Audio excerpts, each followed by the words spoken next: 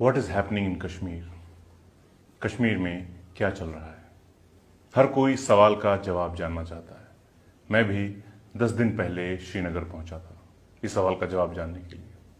हाथ में बंदूक लिए सीआरपीएफ के जवान, सड़कों पर कटीले तार, जगह जगह चेकिंग, दुकानें बंद, इंटरनेट बंद, फोन बंद, लैंडलाइन बंद, सड़क पर सिर्फ सुरक्षा बलों की गाड़ियां, दीवारों पर we want freedom, shame on India और आजादी जैसे स्लोगन। मेरे हिसाब से कश्मीर को दुनिया की सबसे बड़ी और खूबसूरत जेल कहा जाए तो गलत नहीं होगा। इससे पहले कि आप मुझे कश्मीरी पंडितों की याद दिलाएं, मैं आपको बता देना चाहता हूं कि मुझे उनके साथ हुए अत्याचार बहुत अच्छे से याद हैं और उस स्ट्रीम मीडिया में देख रहे हैं उनमें से 90% झूठी हैं। कश्मीर के हालात मामूली प्रोटेस्ट तक सीमित नहीं हैं और ना ही कोई यहाँ बिरयानी खा रहा है।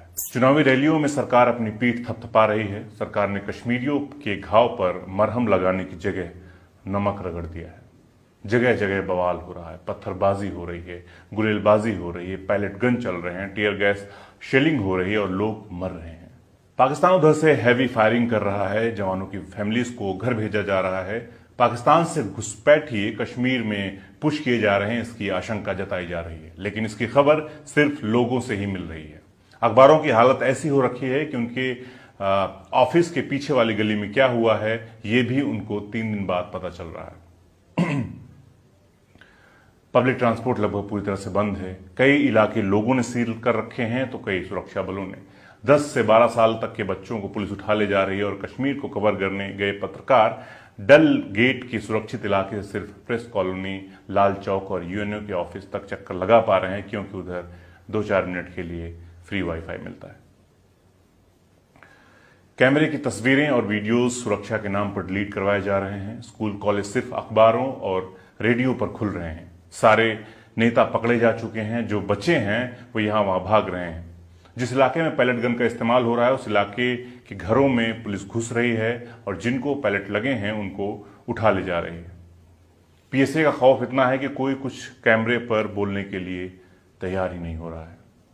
साउथ कश्मीर में कोई जा नहीं पा रहा है और श्रीनगर के डाउनटाउन में कोई जाना नहीं चाहता है।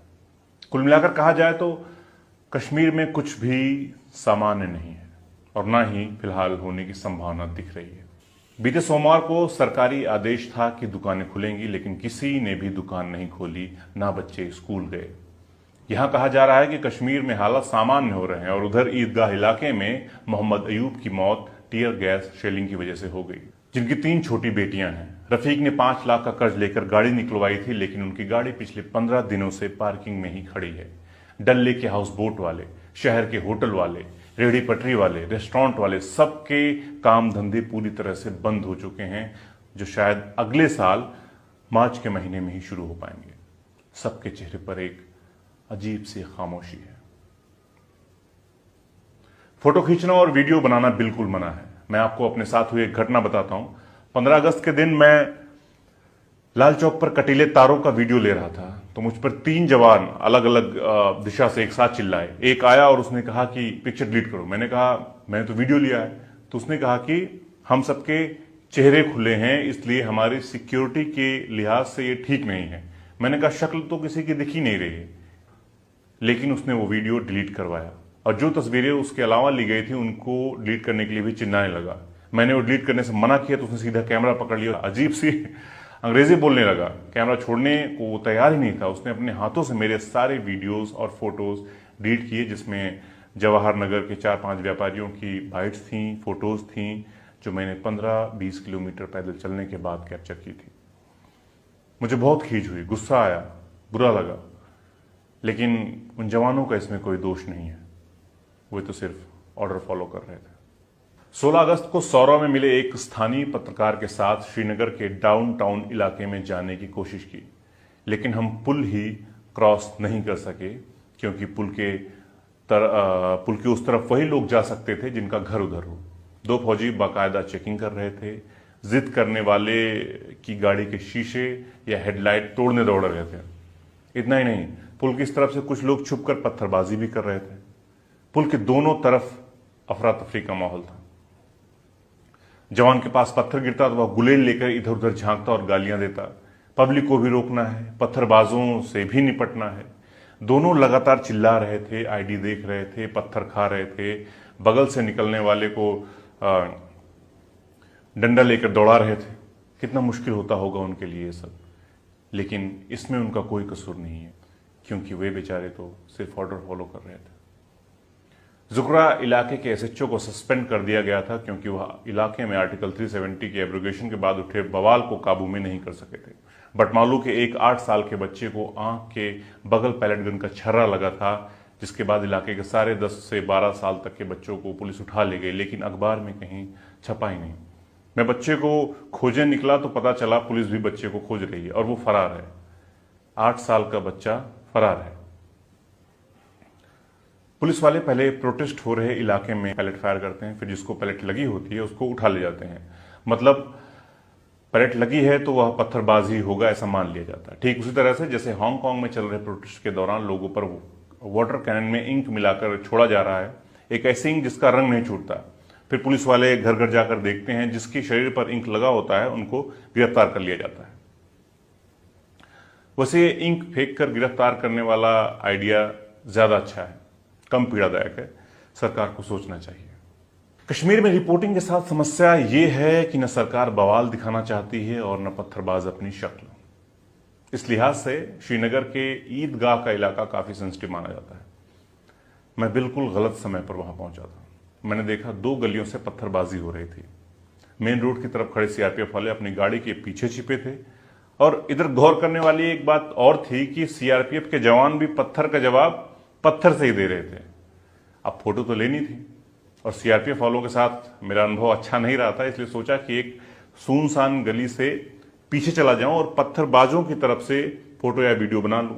लेकिन मैं उस गली तक पहुंच पाता इससे पहले ही पत्थरबाजों की भीड़ उधर से दौड़ती हुई मेरी तरफ आती है। कोई 10 मीटर दूर एक आंसू गैस का गोला गिरा, फिर दूसरा, फिर तीसरा। भीड़ पूरी तितर बितर हो गई। मैंने देखा तकरीबन 30-32 की उम्र के एक लड़के के सर से खून बह रहा था, और वो एक हाथ से अपना घाव ढके हुए रो रहा था और रह रहकर भागने की कोशिश कर रहा था।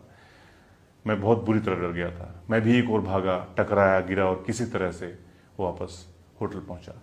मेरे पैर में भी एक मामूली चोट आई थी। कश्मीर में क्या चल रहा था ये उस दिन मुझे महसूस हुआ था।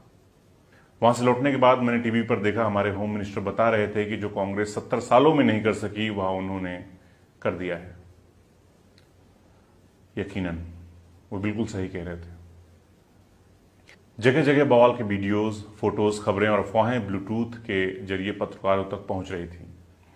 साउथ कश्मीर की बात करें तो बस इतनी ही बात हो सकेगी कि वहां कोई पहुंच ही नहीं पा रहा है। इलाके पूरी तरह से बाहरी लोगों के लिए सील कर दिए गए हैं। अगर कोई दूसरे रास्तों से किसी तरह पहुंच भी रहा है तो बंद दुकानों और सुनसान गलियों की ही फोटो ले पा रहा है, वो भी चुपके से। कुल मिलाकर कहा जाए तो अंदर ही अंदर सुलग रहे कश्मीर पर सरकार ने फिलहाल फौजी बूट रख दिए हैं, और चुनावी रैलियों में 370 को भुनाने की पूरी कोशिश की जा रही है। कश्मीर की बात आते ही न जाने क्यों हम भूल जाते हैं कि ये लोग हमारी तरह ही रहते हैं, चलते बोलते हैं, खाते पीते हैं और चोट लगने पर रोते भी हैं। कश्मीर अपना है तो कश्मीरी क्यों नहीं। उनके साथ हो रहे अत्याचारों को कश्मीरी पंडितों के नाम पर आप कब तक जस्टिफाई करेंगे। 1990 के उस पागलपन के दौर में हिंदू ही नहीं, कोई मुस्लिम भी मारे गए थे जो शांति और अहिंसा की बात कर रहे थे, जो बुद्धिजीवी थे या फिर सरकारी मुलाजिम थे। आपको लगता है कि सारे कश्मीरी मुस्लिम पंडितों के खिलाफ थे? नहीं, बस कुछ मुट्ठी भर लोग। क्योंकि अगर सारे कश्मीरी मुस्लिम पंडितों के खिलाफ होते तो आप खुद सोचिए, शायद घाटी में एक भी कश्मीरी पंडित नहीं बच पाता। कश्मीरी पंडितों को बचाने के लिए घाटी के मुस्लिमों ने अपनी जानें दी हैं। ठीक उसी तरह से जैसे गुजरात के हिंदू मुस्लिम दंगे में हिंदुओं ने बहुत सारे मुस्लिमों को अपने घर के अंदर छुपाया था, उनकी जान बचाई थी। लेकिन आपको इससे कोई मतलब नहीं है। आपके लिए सब कश्मीरी आतंकवादी हैं, पाकिस्तानी समर्थक हैं। क्या आप चाहते हैं कि जो कश्मीरी पंडितों के साथ हुआ वही सारे कश्मीरी मुस्लिमों के साथ किया जाए? तभी आप मानेंगे कि न्याय हुआ है? तो मेरे भाई, आपकी मानसिकता भी बिल्कुल उन आतंकवादियों से मेल खाती है जिन्होंने घाटी के हिंदुओं को मारा, उनके घर जलाए, बहु बेटियों के साथ रेप किया। माफ कीजिएगा, लेकिन आप में और उनमें कोई अंतर नहीं है। आप कब समझेंगे कि आंख के बदले आंख की भावना इस पूरी दुनिया को अंधा बना देगी।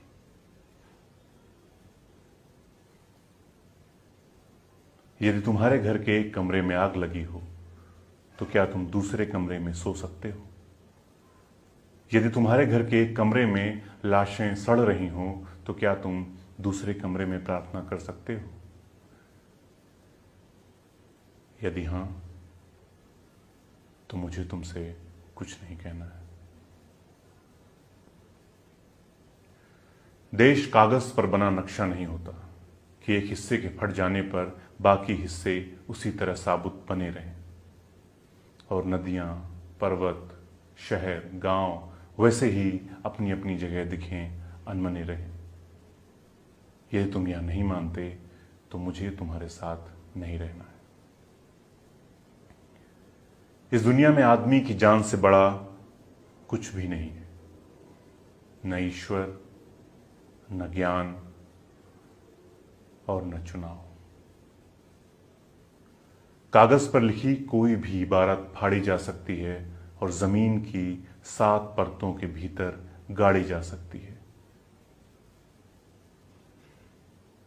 जो विवेक खड़ा हो लाशों को टेक, वह अंधा है। जो शासन चल रहा हो बंदूक की नली से, हत्यारों का धंधा है। यदि तुम यह नहीं मानते तो मुझे अब एक क्षण भी तुम्हें नहीं सहना है।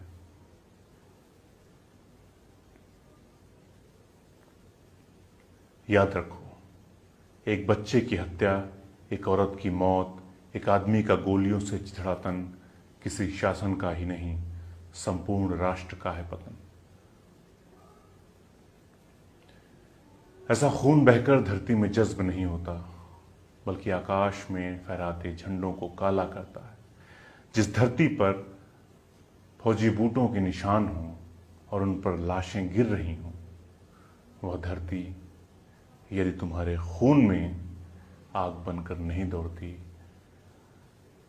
तो समझ लो कि तुम बंजर हो चुके हो। तुम्हें यहां सांस लेने तक का नहीं है अधिकार। तुम्हारे लिए नहीं रहा अब ये संसार। आखिरी बात बिल्कुल साफ, किसी हत्यारे को कभी मत करो माफ, चाहे हो वह तुम्हारा यार, धर्म का ठेकेदार, चाहे लोकतंत्र का स्वनाम धन। ये पूरा यूट्यूब पे जाइए, यूट्यूब पे सर्च कीजिए दानिश अहमद भट्ट, सब्सक्राइब कीजिए, प्रेस द बेल आइकन, और फेसबुक पेज पे जाइए दानिश अहमद यूट्यूब, लाइक और शेयर कीजिए और कमेंट कीजिए। अगर बात करने इंस्टाग्राम पर जाइए दानिश अहमद भट्ट, बात करने कुछ भी बोलना है मुझे शेयर और लाइक कीजिए और कमेंट कीजिए, और अच्छा लगा तो शेयर और लाइक कीजिए।